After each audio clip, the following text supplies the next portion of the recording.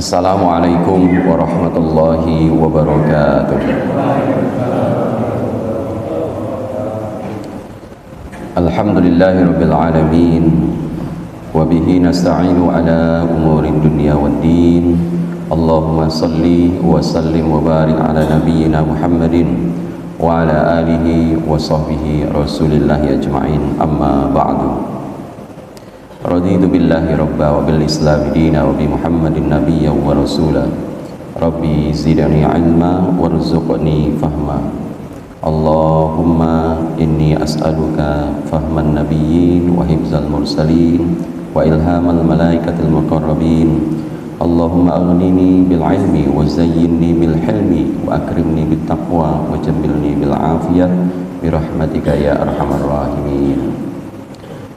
Ma'asyiral muslimin wa jumlatal mu'minin, hadirin wal hadirat jamaah salat subuh rahimakumullah. Alhamdulillah, marilah kita senantiasa bersyukur kepada Allah Subhanahu wa taala. Pada subuh hari ini kita masih diberikan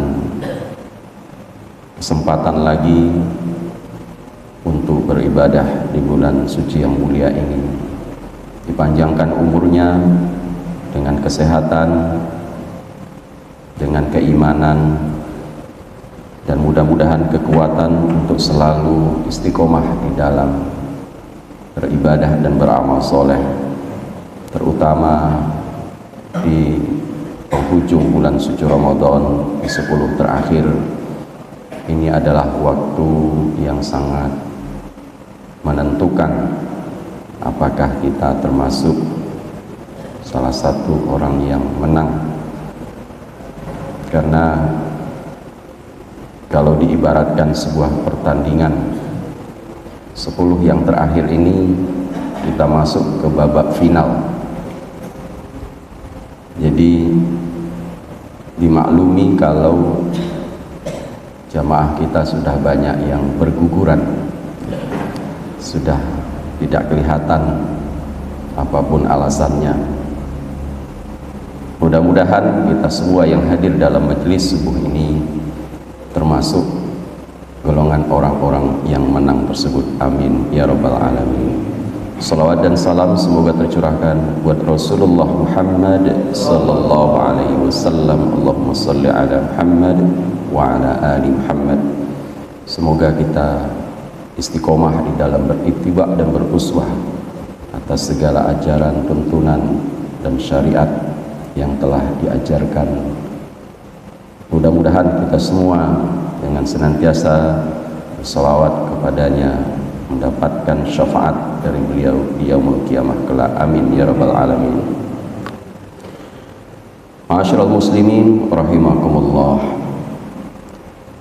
Sebagaimana yang kami sampaikan terdahulu, situasi kita di penghujung Ramadan ini akan banyak mengalami tantangan-tantangan, seperti halnya di babak final dalam setiap perlombaan. Itu pasti banyak ujian, tantangan, soal yang bisa jadi di luar dugaan, di luar prediksi.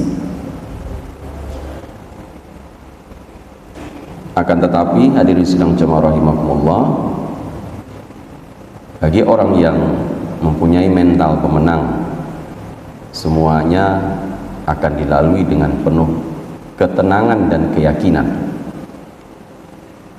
Karena kita semua meniatkan ini adalah dalam rangka libtigha'i mardatillah, untuk meraih ridha Allah Subhanahu wa taala, bukan tujuan yang lainnya, bukan atas dasar teman, bukan atas dasar keluarga, bukan atas dasar keduniaan.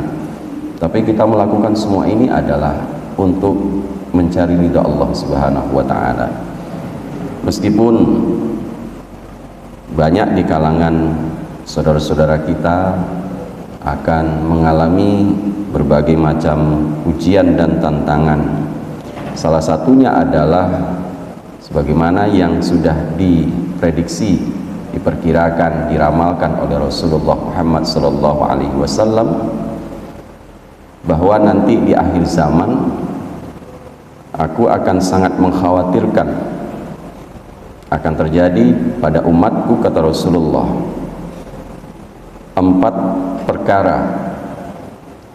Akhsha ma khasyitu ala ummati, aku sangat khawatir, sangat takut akan terjadi pada umatku 4 perkara. Yang pertama, kibarul batn, perut yang besar. Maksudnya kebanyakan umatku nanti akan terlalu banyak makan. Nah, ini bisa jadi ketika kita di Ramadan, sahurnya kebanyakan, bukanya kebanyakan, ujung-ujungnya ngantuk, lebih-lebih subuh seperti ini. Ini adalah waktu-waktu yang sangat nyaman untuk tidur ya. Tapi bagi orang yang punya mental pemenang, ini tidak akan terjadi ya, karena sudah diantisipasi, karena makan minum dibatasi. Apalagi mental orang berpuasa, semuanya tidak berlebih-lebihan, secukupnya. Begitu juga ini contohkan oleh Rasulullah Muhammad SAW. Sahur, berbuka, keduanya sangat sederhana, secukupnya saja, tidak berlebih-lebihan.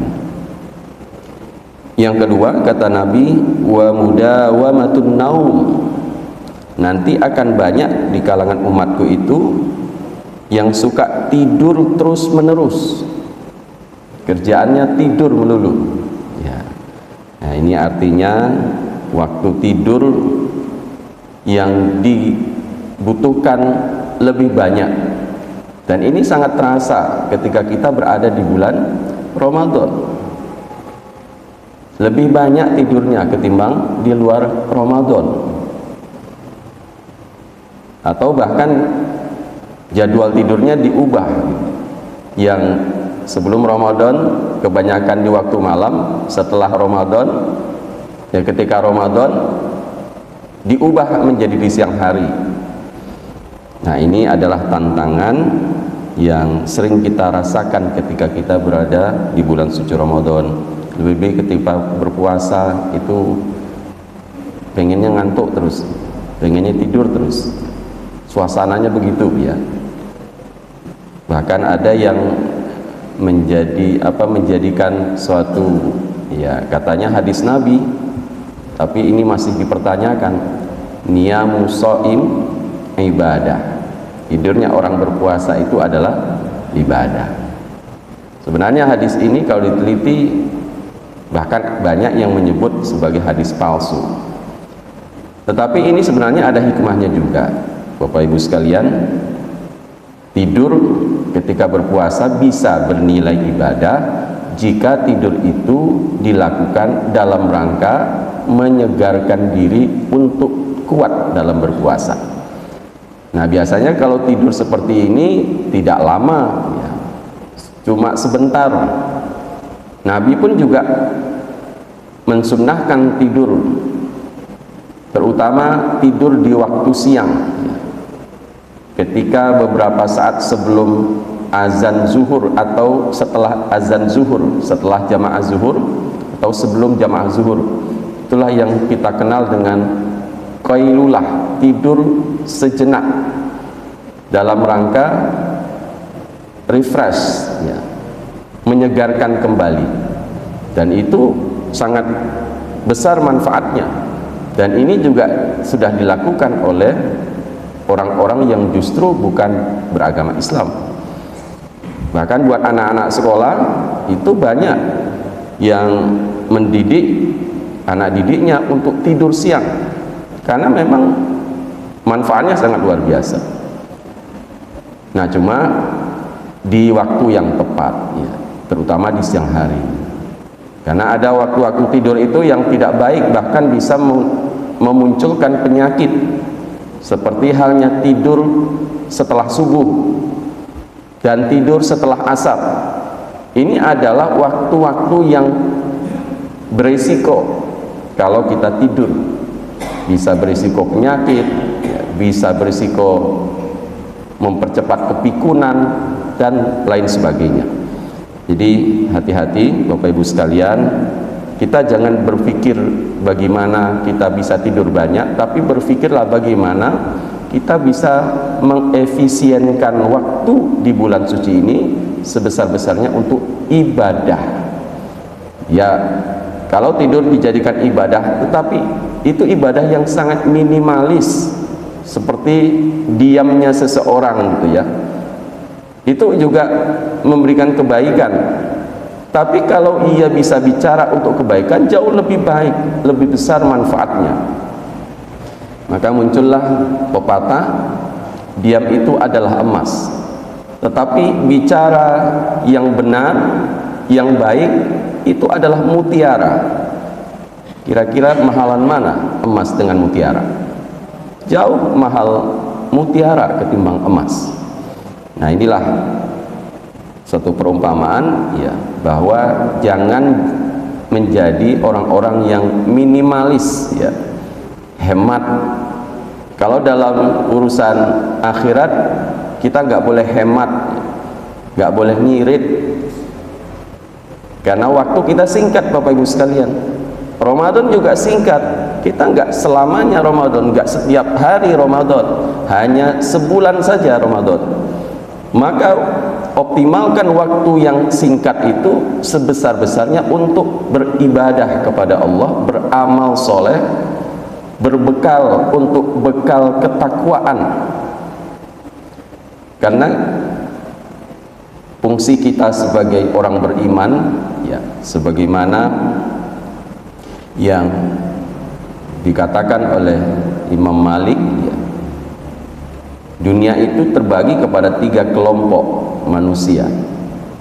Yang pertama orang beriman, yang kedua orang munafik, dan yang ketiga orang kafir.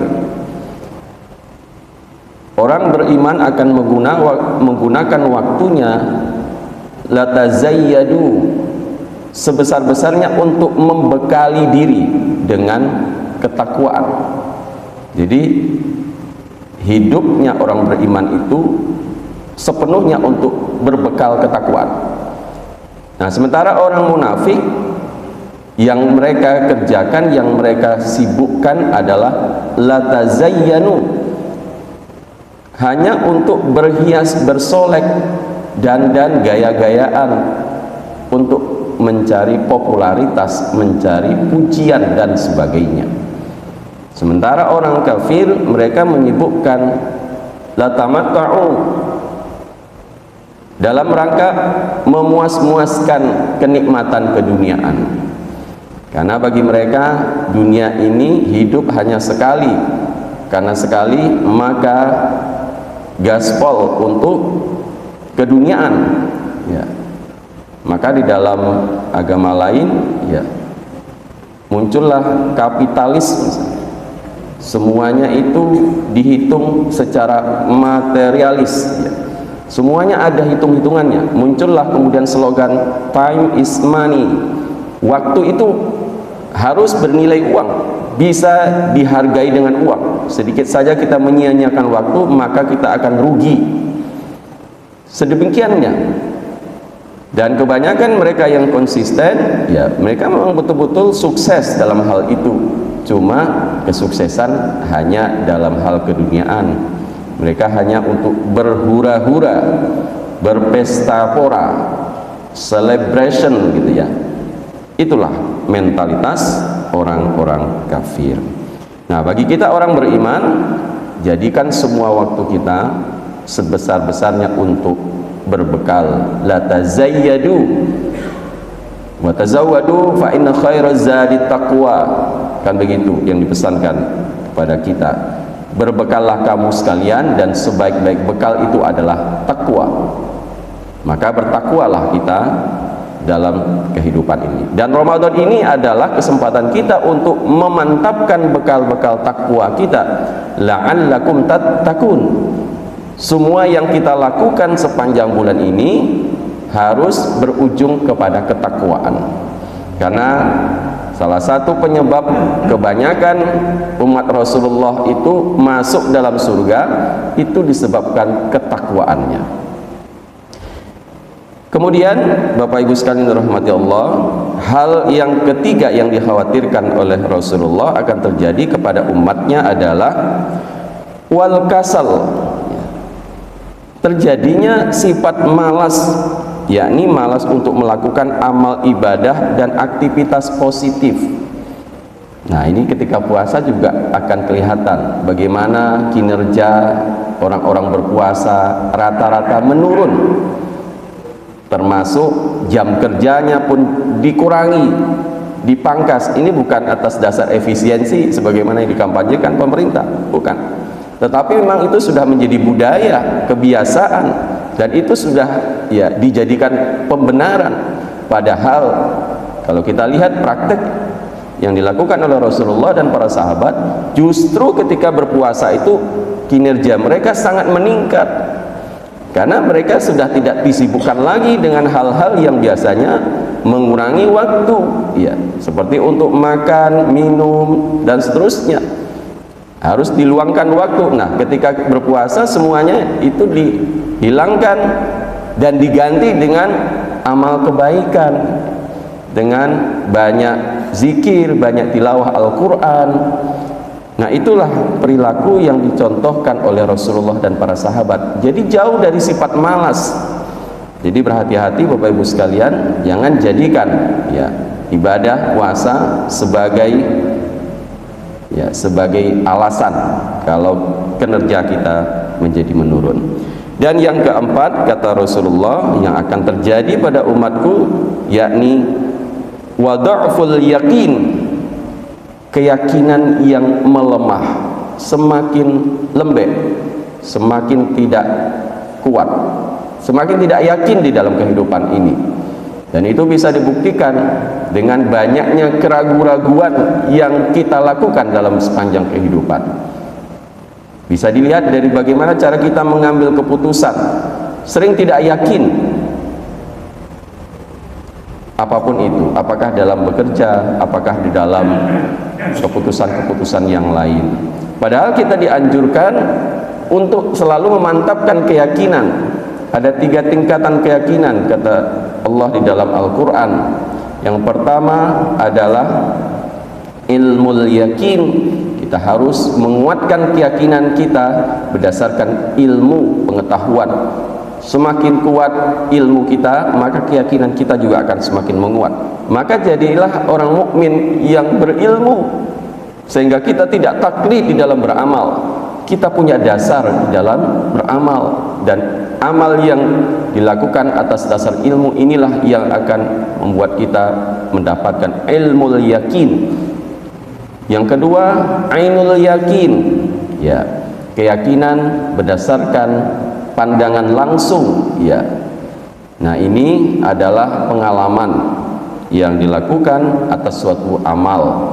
Dan yang paling tinggi tentunya adalah hakul yakin, ketika kita betul-betul sudah mengalaminya secara langsung. Rasulullah SAW itu sudah menjalani ketiga hal itu.